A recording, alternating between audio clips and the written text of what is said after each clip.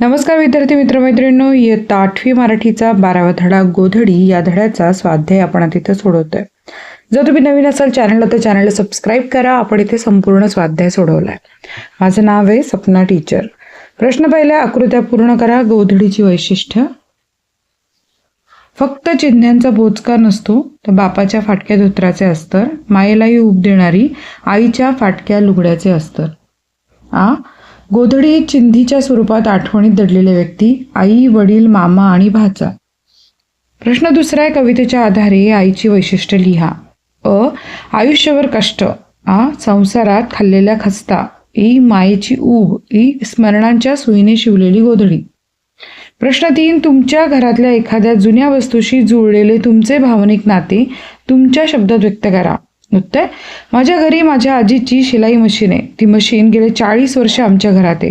त्या मशीनवर माझ्या आजीने अनेक कपडे शिवले. ती मशीन पाहिली की माझ्या मनात माझ्या आजीची आठवण सतत जागी होते. तिला स्पर्श केला की मला माझ्या आजीला भेटल्यासारखे वाटते. प्रश्न 4, आईविषयीच्या भावना व्यक्त करणारे कवितेतील शब्दसमूह लिहा. उत्तर, माईलाही ऊब मिळणारी ऊब, गोधडीत दटावून बसलेल्या चिंध्या, लुगड्याचे पटकूर, बाबांनी संक्रांतीला आईला घेतलेले लाडकी लुगडे आणि आईची स्मृतीची सुई. प्रश्न 5, खालील ओळीतील भाव स्पष्ट करा. प्रश्न क्रमांक, गोधडीला आईच्या फाटक्या लुगड्याचे आणि बापाच्या फाटक्या धोत्राचे अस्तर असते.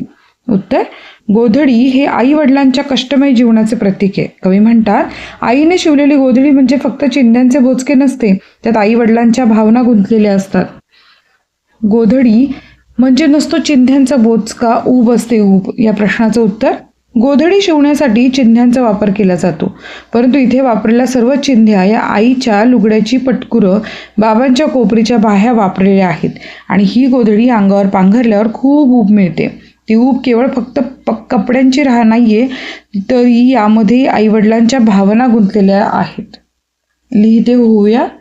गोधडीचे आत्मकथन. ओळखलत का मला, मी तुमची लाडाची गोधडी. हल्ली पडून असते कोपऱ्यामध्ये, कोणाचे लक्ष नाही माझ्याकडे. तुम्हा सगळ्यांना आवडतात मो पांघरुणं आणि त्यामुळे तुम्ही मला पूर्णपणे विसरून गेलात. आठवतंय का, पूर्वी मला अंगावर पांघरण्यासाठी किती भांडायचं तुम्ही. सर्वांना मीच हवी असायचे, पण आता तुम्हाला विकतची पांघरुणच आवडतात. मला तयार करताना तुमच्या आईने किती कष्ट घेतले होते.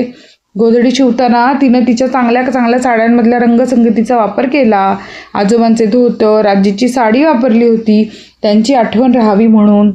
आईनं तिच्या जुन्या साड्यासुद्धा वापरल्या होत्या. तुम्हा मुलांचे जुने झालेले कपडे, त्याचेही वेगवेगळे आकार कापून घेतले होते. अगदी जीव लावून शिवली होती गोधडी. खरं तर किती ऊब आहे माझ्यामध्ये. कधीतरी मला पण अंगावर पांघरून बघा, मग तुम्हाला जाणवेल माझ्यातली ऊब. माझ्यामुळे तुम्हाला तुमच्या आईवडिलांना भेटल्याचाही अनुभव येईल. तुमची गोधडी तुमची वाट बघतीये. उपक्रम.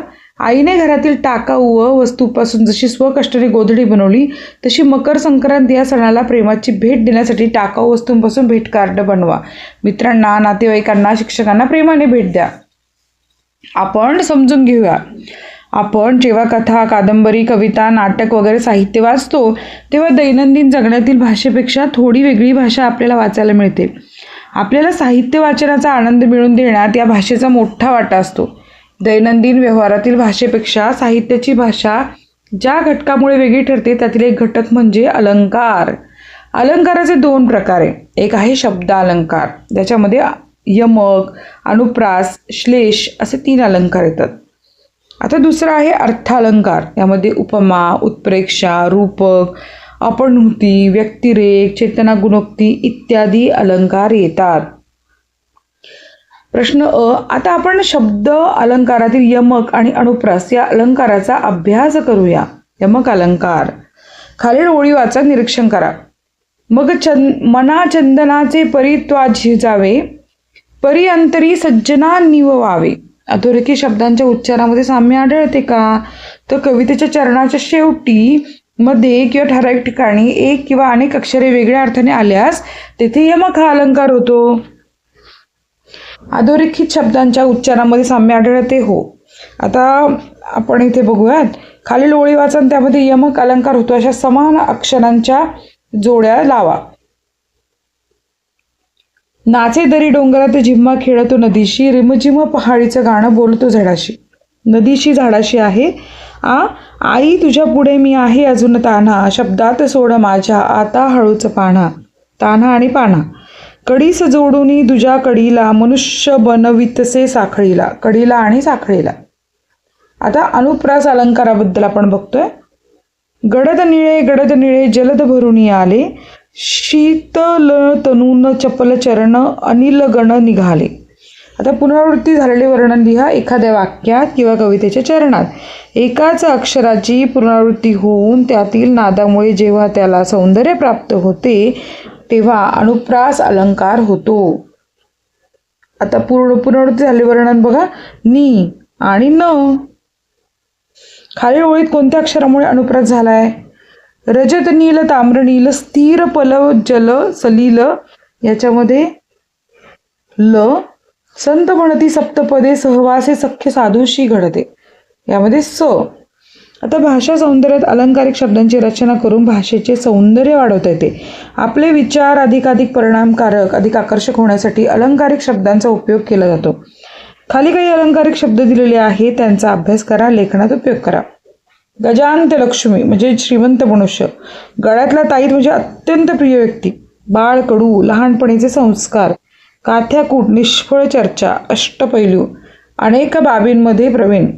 अळवावरचे पाणी अल्पकाळ टिकणारे. अजातशत्रू ज्याला कोणी शत्रू नाही असा. झाकले माळे म्हणजे गुणांचे प्रदर्शन न करणारा गुणी मनुष्य. इतिश्री शेवट. अक्षरशत्रू निरक्षर किंवा अशिक्षित. वाचा आणि समजून घ्या. आई. अरे जॉन किती हा तुझ्या कपड्यांचा ढीग. जॉन. आई काय करू मी या जुन्या कपड्यांचं. आई. मुळात आवश्यक तेवढेच नवीन कपडे घ्यावे, त्यांचा पुरेपूर वापर करावा.